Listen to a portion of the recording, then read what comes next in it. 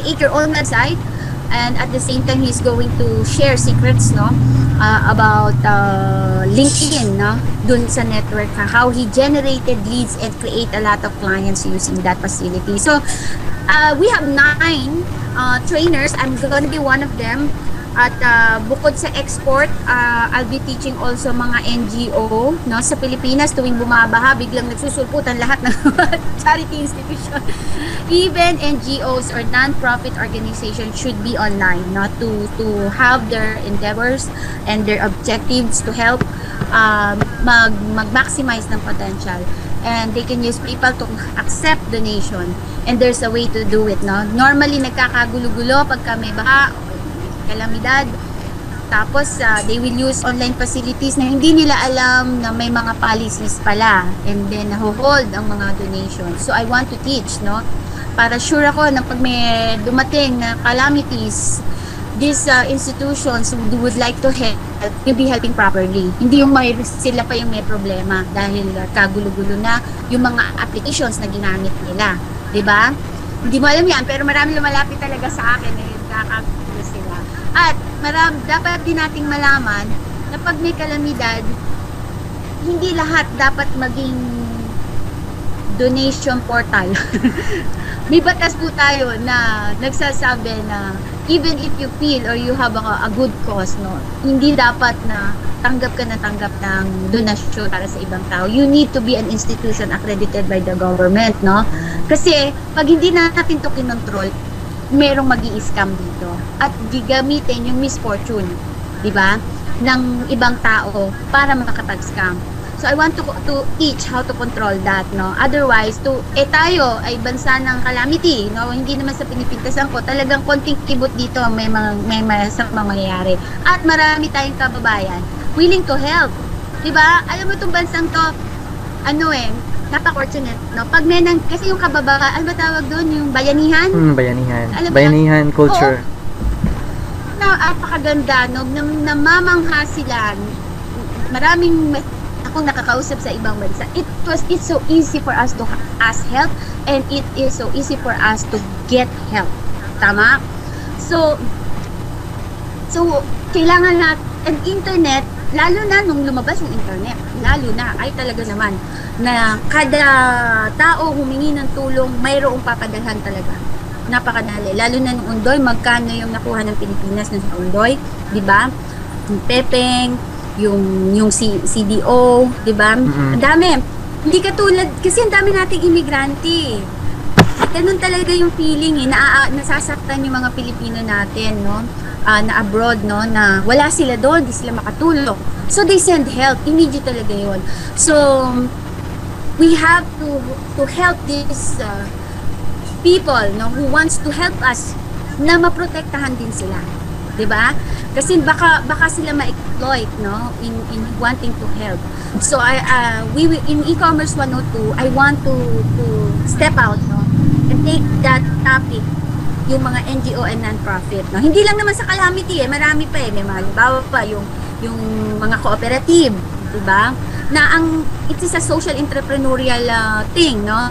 Na napakalaki ng potential at napakadaling gawin for us Filipinos because of our immigrants abroad, and at the same time napakadaling i-exploit, di ba?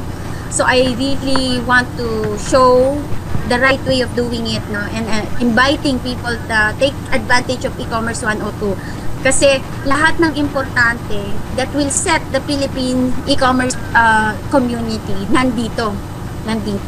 So even real estate, no, si Jake Castillo with the foreclosurephilippines.com, ang kanyang real estate, di ba real estate is a traditional product, ha? Yes.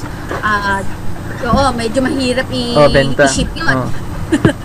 They have to, pero gumagamit siya ng e-commerce, no, to trade real estate worldwide. And then, nagkakaroon ng kumbaga, synergy or what do you call this, marriage. Ang traditional product, especially real estate, or high-end, or malalaki, million to, with the internet practices, no? And he's the right person to teach us the best practice for presenting real estate online. Jay Castillo yun. At kasi ganito maraming nanloloko dyan sa benta-benta ng lupa. Real estate lupa. Kasi hindi nga nasiship yan eh. Minsan pinibili yan ng mga tao abroad na hindi nakikita. So, yun yung yun yung prayer na mabawasan yung mga kababayan natin abroad na makatanso or ang tawag doon, come across ng mga tao online na practitioner for real estate na hindi na i-deliver yung promises nila.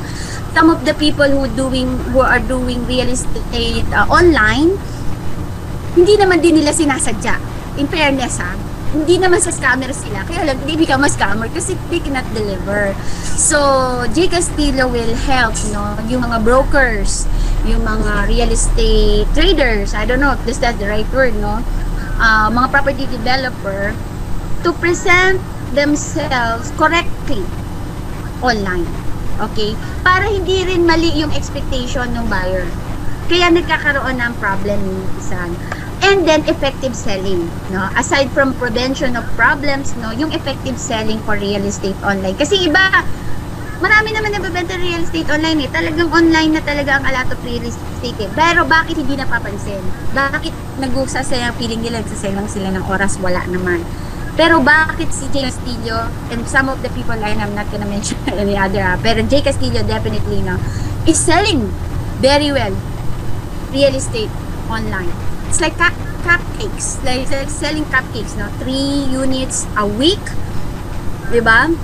So, whereas yung iba hindi man lang makaisa sa isang taon, What is the difference? So, Jay Castillo will be the one to discuss that. Ganun. And then, 9 yun. Actually, it is 16 strategies, We have 9 trainers, I'll be carrying 3 topics. Hindi ko na madidiscuss lahat, kasi baka humaba na masyado tong interview mo sa akin. Wala na makinig.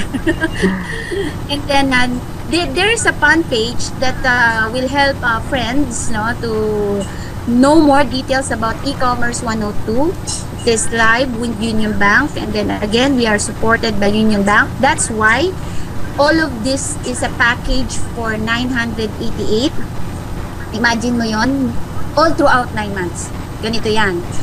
You can avail for 988, then you can participate in any sessions or any workshop schedule from April 14 hanggang December 3. So may mga elected schedule na kami. You can see nga this schedules at e-commerce Facebook fan page of e-commerce 102. You just have to write www.facebook.com/e-commerce 102, and then from there you will see all the schedules and all the strategy that will be presented. And even if you are not in Manila, even if you are anywhere in the world, you can avail for this 988. You will have video access of all the coverage, the coverage of all the 9 months that we're going to go through, and all the 16 strategies that we're promising. Baka nga even more kasi there are other e-commerce people who wants to be part of this program, hindi na lang nga sila naging officially kasama, but they want to contribute. So magiging bonus na lang yon, So definitely not less than 16 e-commerce strategies, and not less than 9 e-commerce expert you will have access with, or you can see this even if you are not in the Philippines, for 988 lang. Video access yon, So ibig sabihin you can share it to your family. Diba? Don't share it to your neighbor, to your family lang. You invite your neighbor to your house. Ganon. Pwede yun. Wala naman kami makakontrol doon Video access meaning, when you pay for 988, we will acknowledge your payment, and we will send you a password and a link, to the video coverage. And you can be an affiliate marketer for that, and that's what I'm saying, So we want to reach as many people as possible and take advantage of this